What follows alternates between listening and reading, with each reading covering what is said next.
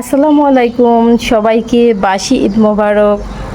তো এইবার আসলে আমার খুব প্ল্যান ছিল যে বাবার বাসায় গিয়ে আপনাদেরকে সুন্দর সুন্দর ভিডিও উপহার দেব, বাট আসলে ওইভাবে হয়ে ওঠে নাই। আমি দেখা যায় ভাই বোন পেয়ে আমি সব কিছু একটু উল্টাপাল্টা হয়ে গেছে। আমি কোথায় আর আমার মোবাইল কোথায়। আমাদের আসলে এইবারের ঈদটাও একটু মানে ভালো মন্দ মিলিয়েই কেটেছে, কারণ আমার ভাইয়ের শ্বশুর উনি সিক ছিল। তো বাচ্চারা তো আসলে ওই সিচুয়েশনগুলো বুঝে না, এই জন্য দেখা যায় আমরা ভাই বাচ্চাদের নিয়ে একটু বাইরে বেরোইছি, এই ছিল। তো যাই হোক, এখন মোটামুটি আমার ভাইয়ের শ্বশুরের শারীরিক কন্ডিশন অনেকটাই ইমপ্রুভ, তো এই জন্য একটু ভালো লাগছে।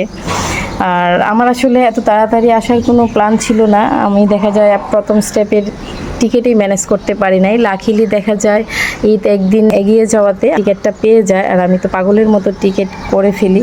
বাসার সবাই এত মন খারাপ, আমারও খারাপ লাগছে, কিছু করার নাই, কারণ আমি তো বাসে জার্নি করতে পারি না।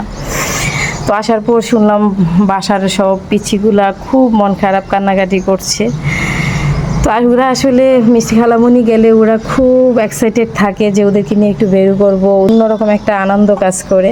সে চলে আসলাম আমার গার্ডেনে। তো আসার পর দেখি আমার গাছগুলো একদম সতেজ, প্রাণবন্ত আছে। তো আশা করি আপনারা আমার এই প্রসেসটা অ্যাপ্লাই করলে আপনাদের গাছ অ্যাটলিস্ট সপ্তাহ 10 দিন অনেক ভালো থাকবে। সবাই ভালো থাকবেন, আল্লাহ হাফেজ।